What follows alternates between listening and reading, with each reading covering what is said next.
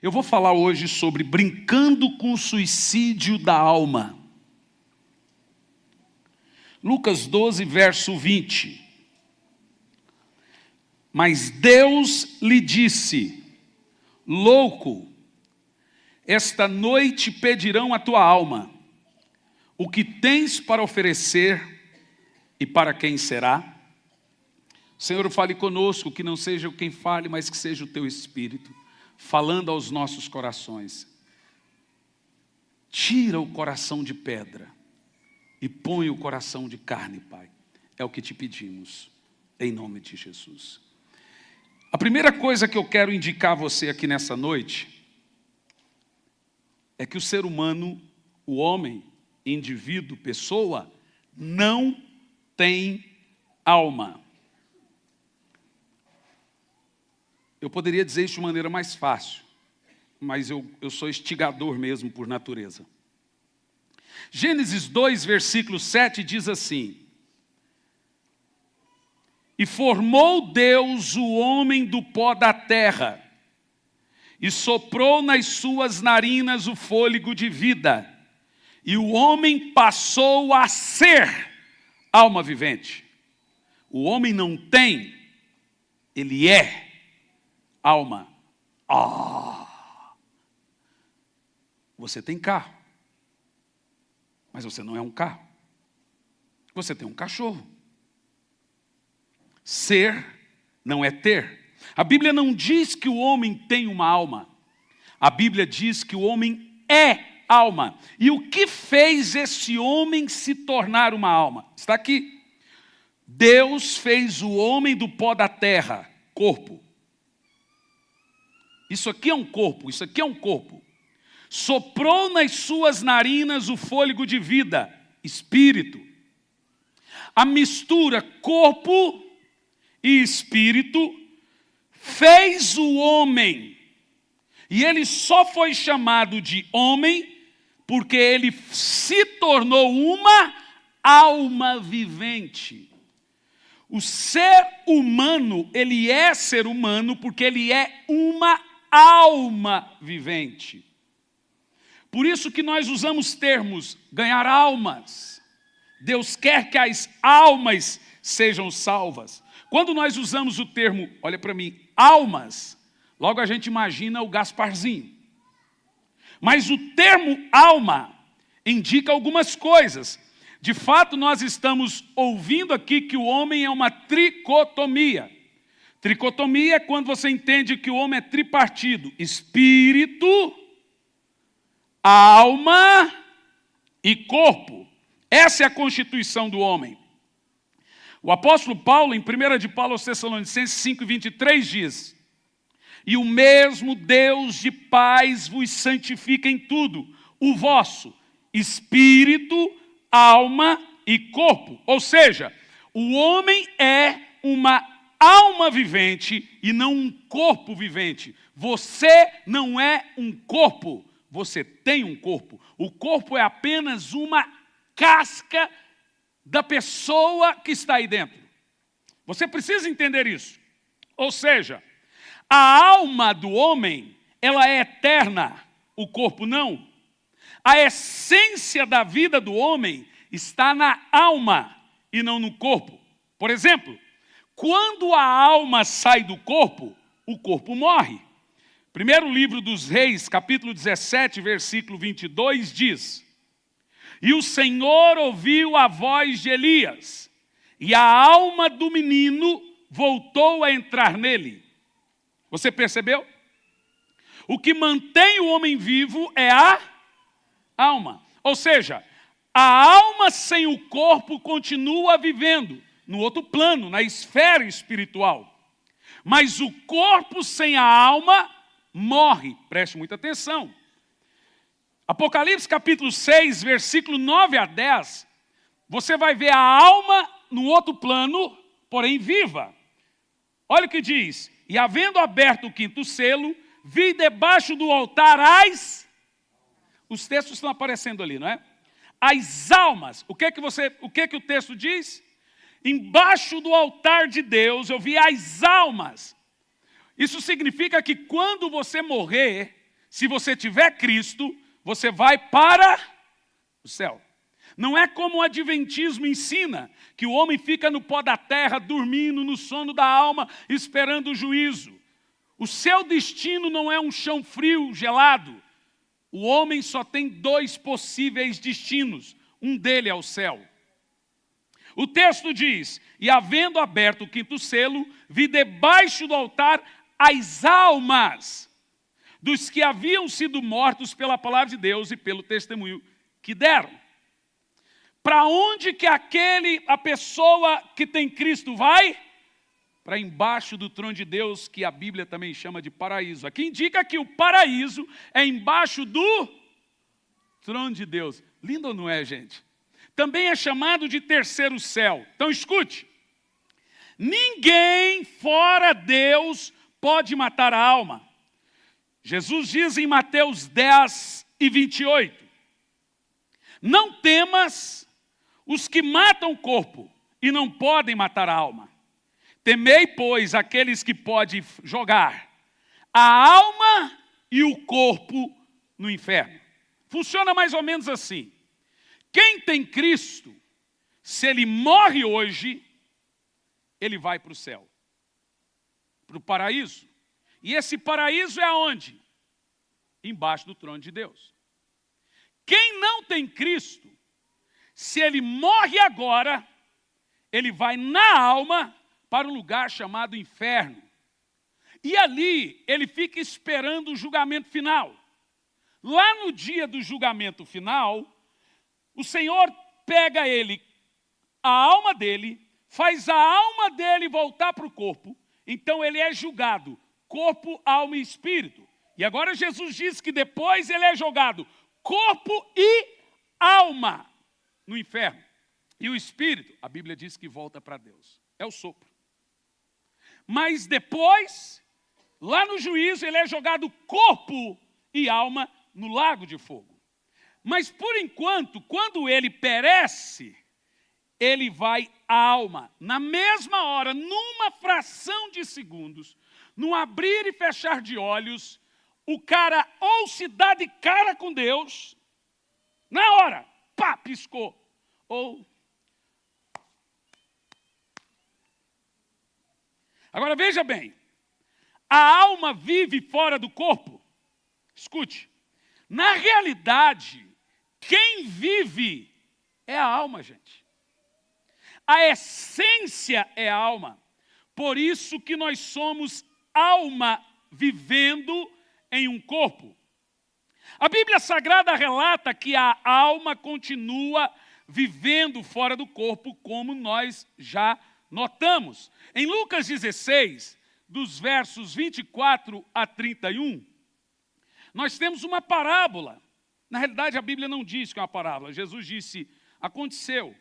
A história é do rico que morreu e foi para o inferno. Vamos ler, por favor, a partir do versículo 18, se puder. Põe no verso 18 para mim.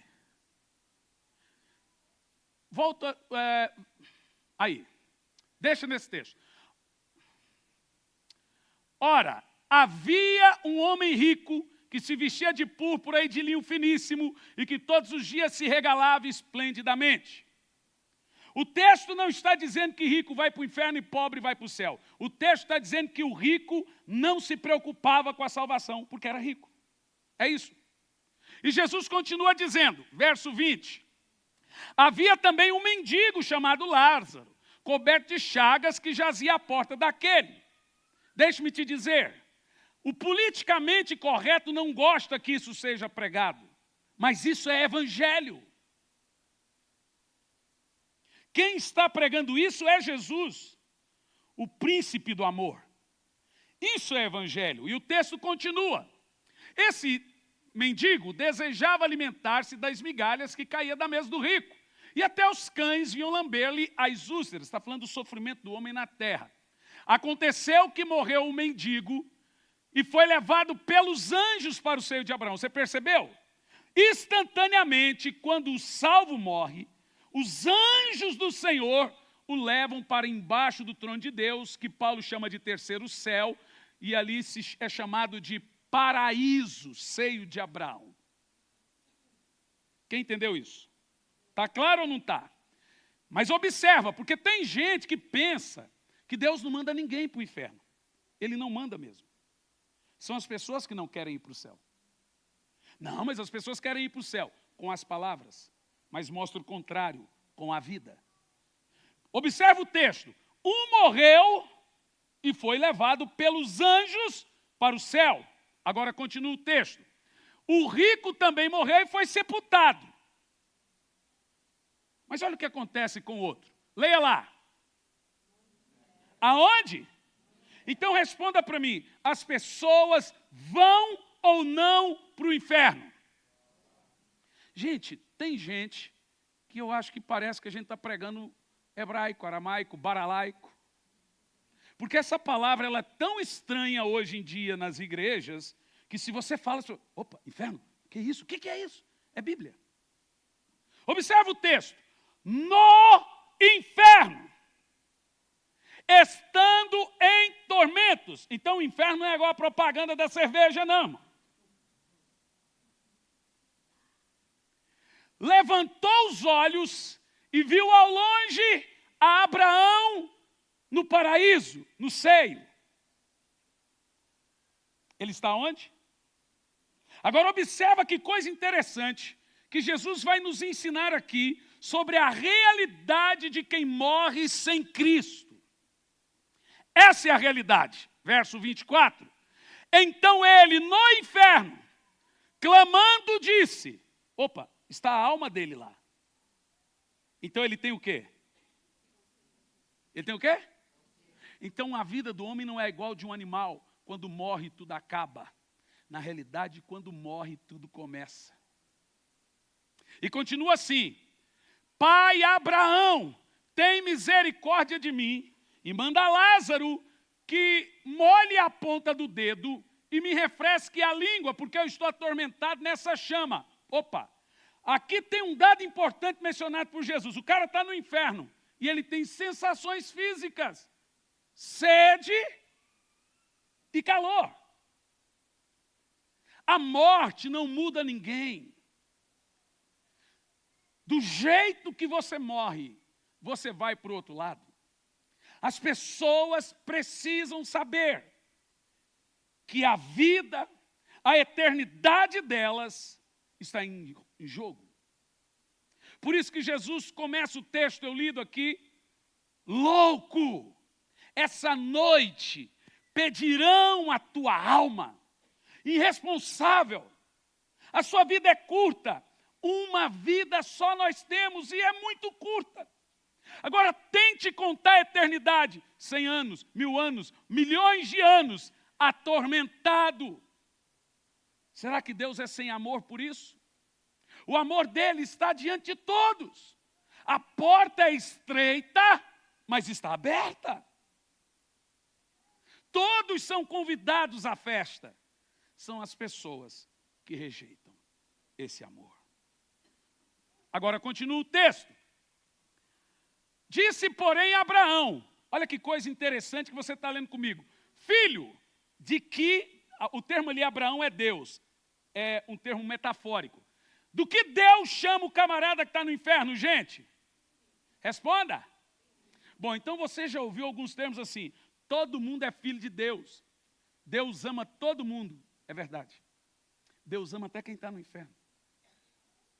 O amor de Deus é uma coisa, a salvação de Deus é outra coisa. Olhe bem para mim.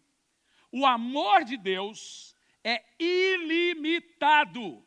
A salvação é restrita. O amor é pelo mundo todo. A salvação é para aquele que crê. Eu volto nesse texto em alguns segundos. João capítulo 1, no versículo 12, por favor, esse não estava no script, meu filho. Mas daqui um pouco eu volto em Lucas 16 e 25, para você entender. Porque o mundo por aí vai dizer que todos são filhos de Deus, mas a Bíblia diz que não. Ah, mas o politicamente correto, irmão, você tem que escolher. Ou você é biblicamente correto, ou você é politicamente correto. Os dois não dá. João 1, versículo 12, diz, olha o que é salvação. Contudo, aos que o receberam, aos que creram em seu nome, deu-lhes o direito de se tornarem filhos de Deus. Você leu isso comigo? Quem é filho de Deus? Quem o recebe, quem crê no seu nome. Não brigue comigo. Eu apenas estou citando a Bíblia para você. Para alguns que estão me conhecendo, aprenda uma coisa sobre mim. Eu sou biblista, literalista. Eu não prego o que a Bíblia deveria dizer. Eu prego o que ela diz. Volta o texto de Lucas 16 e 25. Porque aqui nesse texto, você vê Deus chamando o camarada no inferno de filho. Deus ama todo mundo. Deus amou o mundo de tal maneira, para que todo aquele que nele crê não pereça. Viu? Ele amou muito de tal maneira, mas para que todo aquele que nele crê não pereça, mas tenha a vida eterna. Você percebeu? O amor é pelo mundo, a salvação é para aquele que crê nele, que recebe ele, que confessa ele como seu único e suficiente Salvador da sua vida. E depois de Deus chamar, e eu noto aqui uma coisa interessante. A exegese ensina que o termo maiúsculo, mas não só a exegese, se você escrever alguma coisa em maiúsculo no WhatsApp, dar-se a ideia que você está falando um pouco mais alto ou gritando. Você sabia disso? É uma regra. Tem gente que só fala gritando comigo na internet. Então, se você não sabia, você está sabendo agora. Escreve em minúsculo, porque quando você escreve maiúsculo, a ideia é que você alterou-se. O texto ali diz filho, em maiúsculo, quer dizer que Deus falou aquilo com emoção. Deus olhou para o camarada no inferno e disse, filho. A intenção é, Deus vai tirar ele do inferno porque Deus está sentindo a dor dele. Porque ele é filho de Deus ali no inferno. Vamos ver. Filho, lembra-te que recebeste os teus bens em vida, Lázaro igualmente os males, agora ele é consolado e você atormentado. Continua. Além de tudo, agora você vai ver, porque nesse texto, nós vamos desconstruir pelo menos umas 30 heresias num só texto. A ideia do purgatório.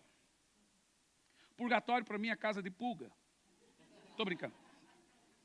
O termo purgatório, a ideia é que é um lugar na doutrina onde as almas ficavam ali sendo purgadas, sofrendo e depois tiradas. Mas Jesus diz isso? Não. Jesus está dizendo que tem um grande abismo. O que é esse abismo? A Bíblia diz, Isaías 14, versículo 12, Ezequiel 28, versículo 1, Ezequiel 33, versículo 4, Jeremias 1, versículo 5. A Bíblia diz, nesses poucos textos que eu mencionei, a Bíblia diz também em Marcos, no capítulo 5, que o abismo é a morada dos demônios. Que também é chamado por Pedro de Tártaro, prisão. Então veja, o inferno, ele tem 3 compartimentos. Todo o ambiente é Sheol, o inferno. À esquerda, Geena. No meio, o abismo. Lá em cima, ficava o paraíso. Isso mesmo. Até quem morria, que não era ímpio, ia para o Sheol. Mas a Bíblia diz que Jesus morreu, desceu ao centro da terra. O que ele foi fazer? Foi lá naqueles que estavam naquela dimensão, a quinta, o Sheol, e levou o paraíso para embaixo do trono de Deus. E por que isso teve que ser depois da morte de Cristo? Porque ninguém pode ser salvo sem Jesus. Até os profetas estavam lá. Mas Jesus agora morreu, pregou para eles e os levou. O sangue dele agora foi capaz de remir todos. Então você vai encontrar na Bíblia por várias vezes Abraão, Isaac, Jacó, Davi, todos dizendo, a minha alma descerá ao Sheol, ao inferno. Por exemplo, Davi disse, Senhor, não permita que a minha alma permaneça no Sheol. Então Jesus teve que morrer para levar esses. É lindo ou não é, gente? Maravilhoso, porque a salvação tinha que passar por Cristo, de todos. Então observa o seguinte, esse abismo separava o paraíso do Giena. Giena era onde ficavam os ímpios. No meio, o paraíso, a habitação dos demônios. À direita, num alto suspenso, o paraíso. Giena, abismo, paraíso. Quem aqui começou a ler meu livro, O Anjo Caído? Você viu? Teve uma irmã que disse que teve pesadelo e parou. Teve um pesadelo. Então isso é bem explicado ali. Então preste atenção. Agora o paraíso, aonde ficam os que têm Cristo, os mortos que receberam Jesus, não está mais no Sheol. Está no terceiro céu, embaixo do trono de Deus. Porque foi preparado para os salvos. Quem entendeu essa aplicação? Por isso que Jesus disse que agora o rico olhava e via o Lázaro lá no paraíso. Mas olha o que Jesus diz. Tem um grande abismo entre nós. De sorte que os que querem passar daqui para lá, não podem, nem os de lá para cá. Jesus está dizendo que o dia que você chegar no céu, nunca mais você sai do céu. Você será salvo para sempre. Jesus também diz que um que estiver no inferno uma única vez, não sai nunca mais. Jó disse que Deus colocou a nós o direito de morrer, viver e morrer só uma vez. Depois disso segue o juízo. Então vai para mim, vai por mim. Não acredite que você vai reencarnar. Não acredite que você vai no purgatório lá, tipo Lost, Caverna do Dragão. E você vai sofrendo ali até melhorar de vida. Talvez Caverna do Dragão, nunca mais sai de lá mesmo. Não acredite nisso. Do jeito que você está agora, se você morrer, você vai para o outro lado. Quem está sem Cristo, vai sem Cristo. Quem está com Cristo, vai com Cristo. Não acredite nisso. Essas coisas vieram para tirar o seu foco da salvação.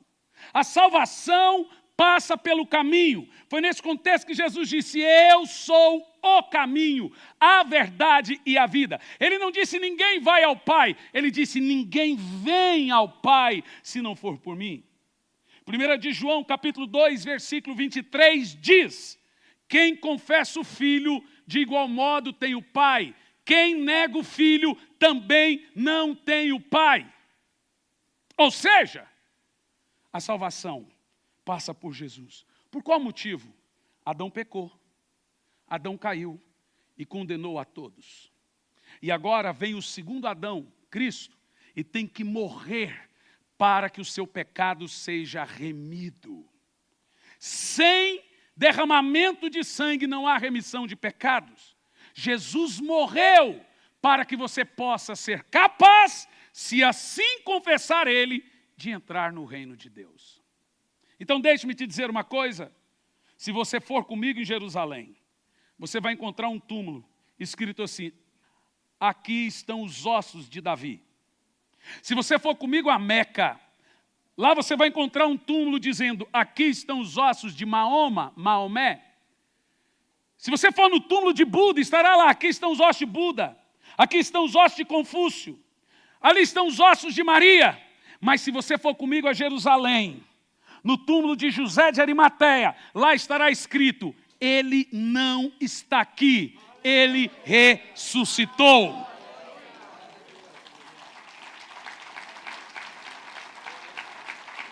Então escute, Jesus fez algumas coisas para que você fosse salvo.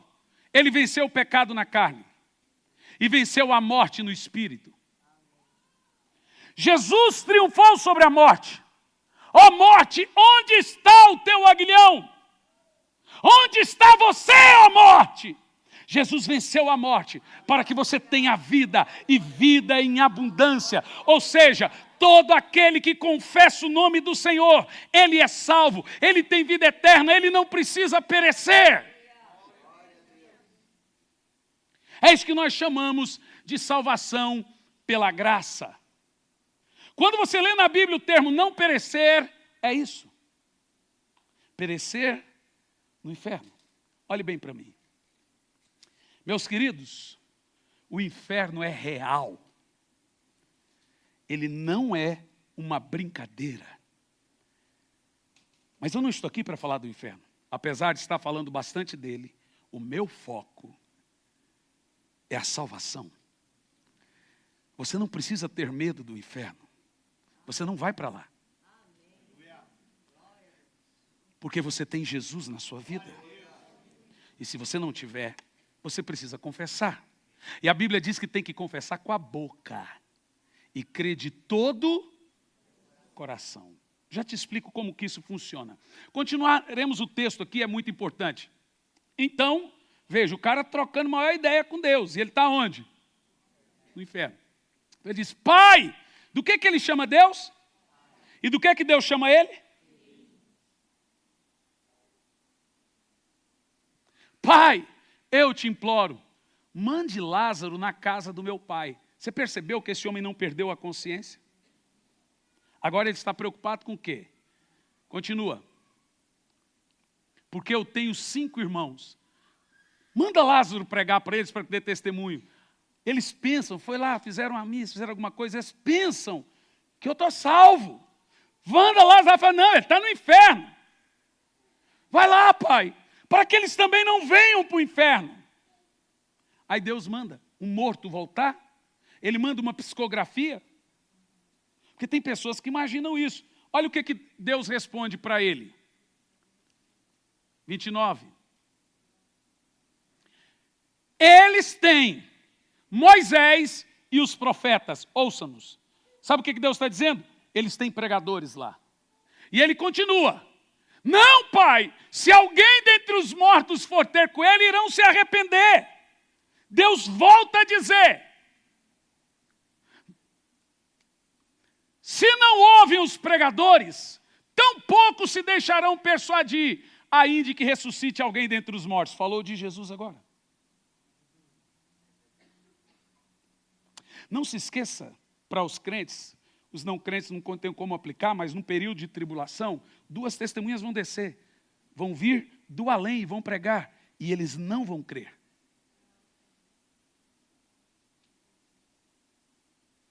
O que o Senhor está dizendo para esse camarada? Literalmente, louco, essa noite pedirão a sua alma. O que tens para oferecer e para quem será? A alma é o centro da razão. É aonde sente dores. É aonde tem medo. É aonde tem consciência. Toda vez que você ouvir o termo consciência, a Bíblia chama isso de alma. A sua consciência é a sua alma. Todas as dores estão na consciência. Todas as lembranças estão na consciência. Eu costumo dizer que o inferno é uma macrodepressão e a depressão um microinferno. Eu não gosto de falar, mas pela graça de Deus eu sou formado em psicologia comportamental e pastoral. Por que você não gosta de falar? Porque eu gosto de ser irmão, pastor, pregador. Eu sei o que é uma depressão. Eu tenho uma mãe. No dia 30 eu vou contar a história da minha vida. Ela é tão triste que eu contei para o carroceiro e o cavalo chorou. A minha mãe, ela tem síndrome do pânico. Ela é bipolar. Ela já esteve internada em hospital psiquiátrico. Já teve vezes de eu chegar na casa dela, ela está com uma arma na mão. Eu chamar a polícia, minha esposa e meus filhos dentro do carro, e ela pronta para atirar. A polícia dizer, se nós entrarmos, ela apontar a arma, a gente vai ter que se defender. Eu falei, então entra, mas se você entrar, ela te atira. Eu tive que enfiar o pé na porta e me meter no meio dela e a arma. Essa é a minha mãe. Eu vou te dizer o que é depressão. Eu vou te dizer o que é depressão. Primeiro, que a ciência não tem um estudo que estuda a emoção do homem. Por isso que psicologia não é considerado medicina. Psicologia, ela não estuda a razão e nem a ciência.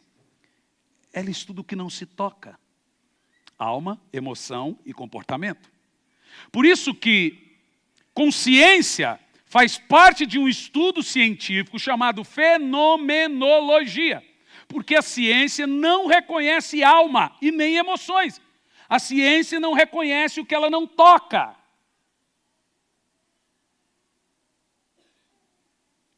Então eu vou te dizer o que é uma depressão. Eu estava em Frankfurt e deu um overbook. É quando a empresa vende mais voo do que deveria. E ela tem esse direito. E quando deu esse overbook, eu já estava uns 20 dias fora de casa. Eu queria voltar para casa. Estava com saudade dos filhos, da mulher. Quando chegou em Frankfurt, falou, moço, o senhor vai viajar daqui 3 dias. Você está louco? 3 dias? 3 dias. Falei, não, 3 dias. Aí eu vi os espanhóis brigando, os portugueses quebrando o pau, e o brasileiro lá todo passivo, a cara dele. Rapaz, eu vou fingir que eu sou europeu. E entrei no meio, irmão, eu sou treteiro. Entrei no meio, eu quero ir embora. Eu vi que os portugueses brigavam, consegui embarcar, ainda ganhava 800 euros de comissão. Rapaz, eu sou europeu. E o brasileiro lá falou, tá bom, daqui 2 dias, tá bom, 3 dias, tá bom. Eu falei, cheguei lá, falei, o seguinte, eu já contei essa história, falei lá do meu jeito e orei, ela tem que entender, orei, falei, eu quero ir para casa e quero também a indenização. Treteiro. A moça olhou assim para mim, me deu uma passagem. Eu ia viajar 30 horas para o Brasil, a viagem é 10. Mas tá bom.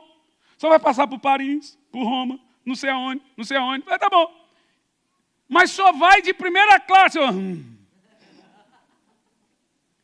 Vim de primeira classe e me deram 800 euros. Vou te falar uma coisa. Eles me ofereceram 3.000 euros para viajar 4 dias depois.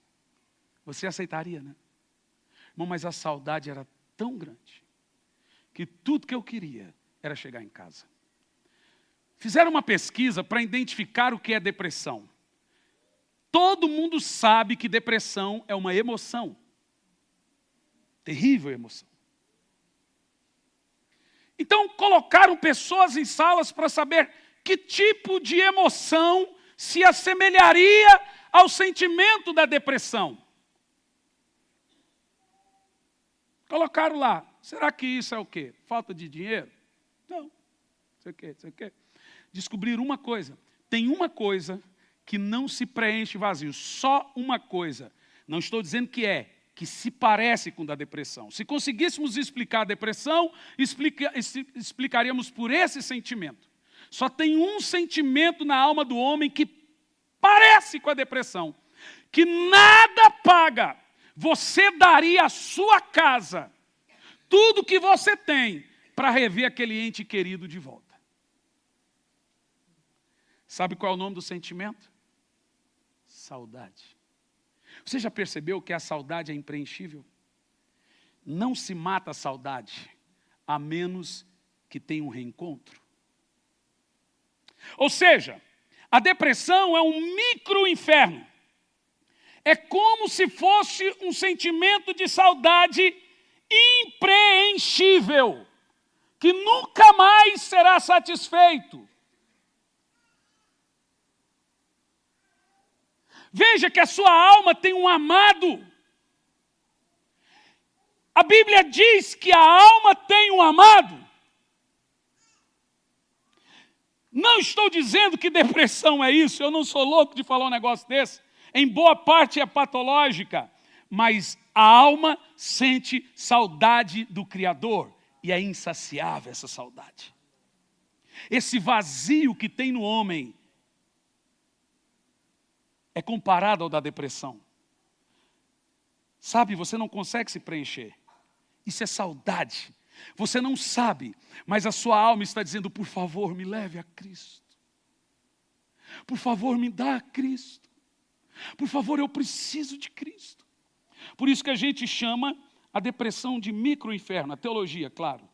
E o inferno de macrodepressão. A Bíblia diz que no inferno todas as sensações do homem são superdimensionadas. Se o homem tinha vício de álcool aqui, lá no inferno, aquele vício cria proporções astronômicas. Como a diferença? Ele não pode beber e nunca será curado e saciado. Isso que é inferno, irmão. Você já sentiu insônia? Qual é o fenômeno da insônia? É falta de sono? Não, senão não seria insônia. Insônia é sono. O seu corpo está cansado, mas seu cérebro trabalhando.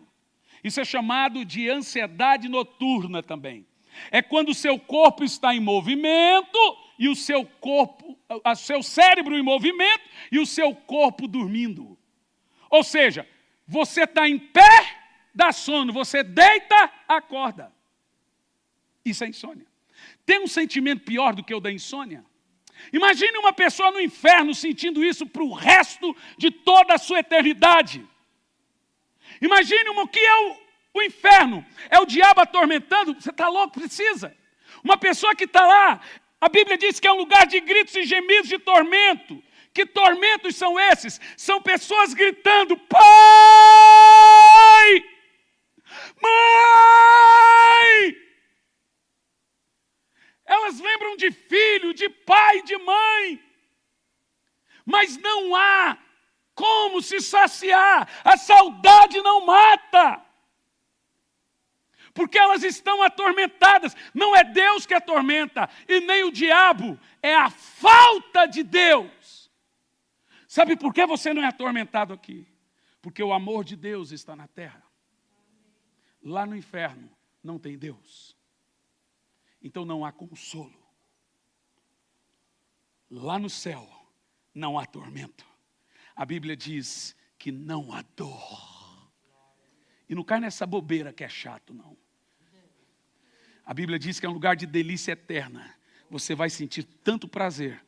Pastor, mas a gente vai se lembrar lá no céu de tudo. Mas como lembrança, a dor que é tirada, a lembrança não. Entendeu? Você entendeu o que eu disse? Por que eu estou pregando isso? Porque existe uma coisa que precisa ser dito aqui nessa noite. Para você e para os milhares de pessoas que nos assistem pela internet. Eu lembro quando eu era criança, o meu pai contava uma história de um rapaz rico, mas muito rico, que passou a ter pesadelos. E nos pesadelos ele ouviu um grito assim: a eternidade, onde vou passá-la? E ele acordava e ficava em pânico. E perguntava, ia no psiquiatra, ia no psicólogo, ia em tudo. Moço, o que está acontecendo? O que você está ouvindo? Eu ouço um grito: a eternidade, onde vou passá-la?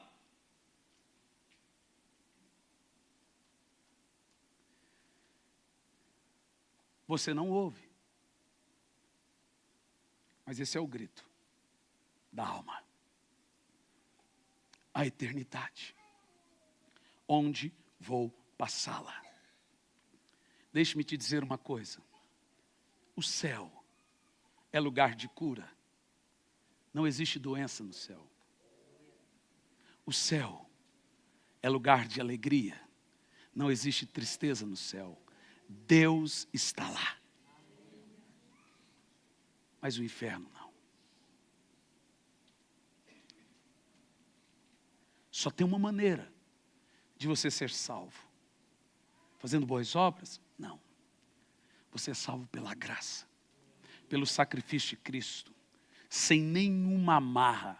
Nada do que você fizer compra a sua salvação. A única maneira de você ser salvo é oferecendo a sua alma a Cristo.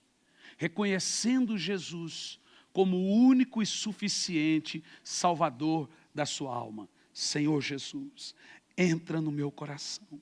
Faça morada na minha vida. Perdoe os meus pecados. Eu te reconheço como meu único e suficiente Salvador. A partir de hoje, eu sou uma nova criatura em Cristo Jesus. As coisas velhas se passaram e tudo se fez novo. Deus não vai se lembrar de nada do que você fez no passado. Sabe qual é o nome disso? Graça, favor e merecido. Você ouvindo essa mensagem, você não consegue agradecer por tamanha salvação?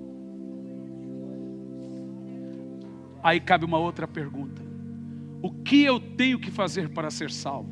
não rape mais os cabelos do sovaco. O que eu tenho que fazer para ser salvo? Não corte o cabelo. Não assista a televisão? Não faz isso. Isso é religião. Aqui, se você quiser ir para o inferno, a gente deixa. Eu só não vou dizer, vai com Deus, claro.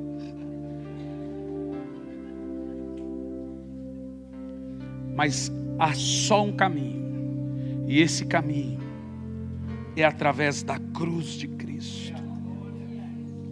Ele que pagou a ira de Deus. Ele que satisfez a justiça da lei. Ele que derramou o seu sangue na cruz. Até mesmo Maria, uma mulher santa, mais bem-aventurada entre todos, ela disse: a minha alma se alegra em Deus, meu Senhor. Meu espírito se alegra no meu Salvador. Ela estava com Jesus no colo e ela o chamou de meu Salvador. Se até Maria, a Santa Maria, que de fato foi, não é qualquer mulher que carrega o Filho de Deus no ventre, irmão. A Santa Maria precisou de um Salvador. Quem é você para negar tamanha salvação? Não renegue a salvação. Creia. Se você é cristão, é momento de você consertar a sua vida. Se você está desviado, é momento de você voltar para Cristo. Se você ainda não confessou Jesus como seu Salvador, é momento de você convidar para Ele entrar no seu coração. Eu quero que todos fiquem em pé.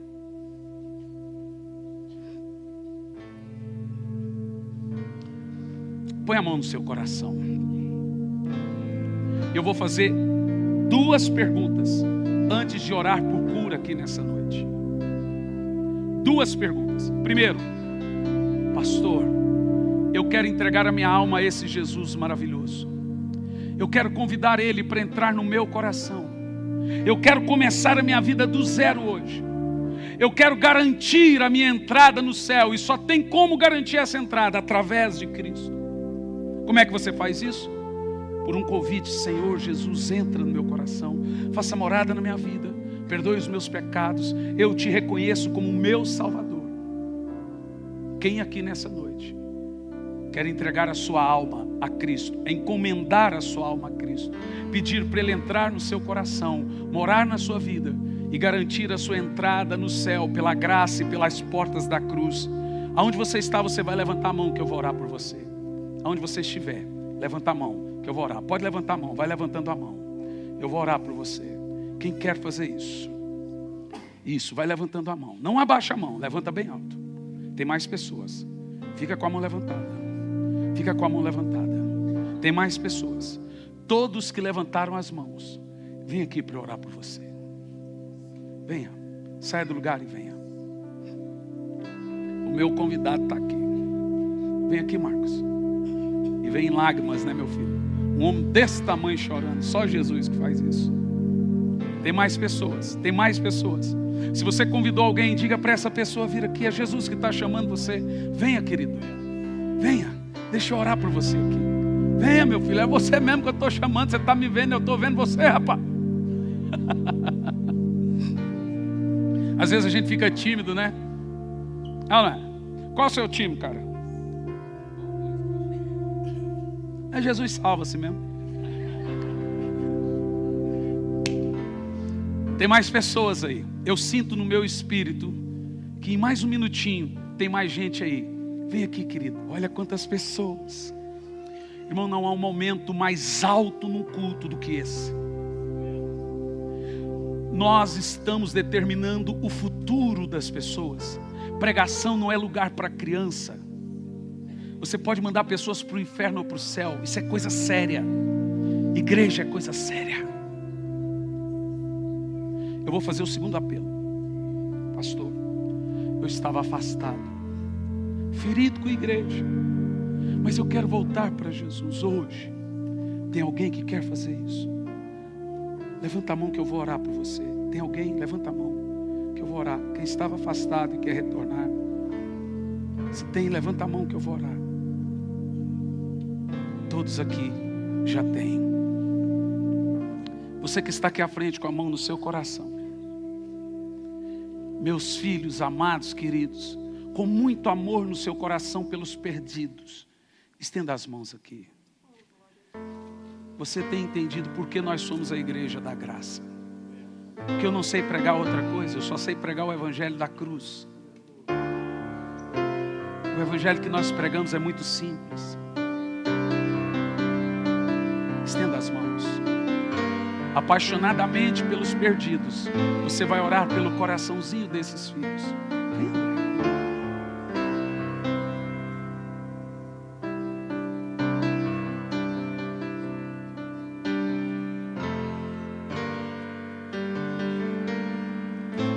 Eu sinto uma unção do Espírito Santo aqui. Sabe, pode 10 paralíticos andar aqui hoje. Se não houver salvação, não aconteceu quase nada. Você com a mãozinha no seu coração, você vai orar comigo, Senhor Jesus. Repita, Senhor Jesus, entra no meu coração, faça morada na minha vida, perdoe os meus pecados, faça com que meu passado seja jogado no mar do esquecimento.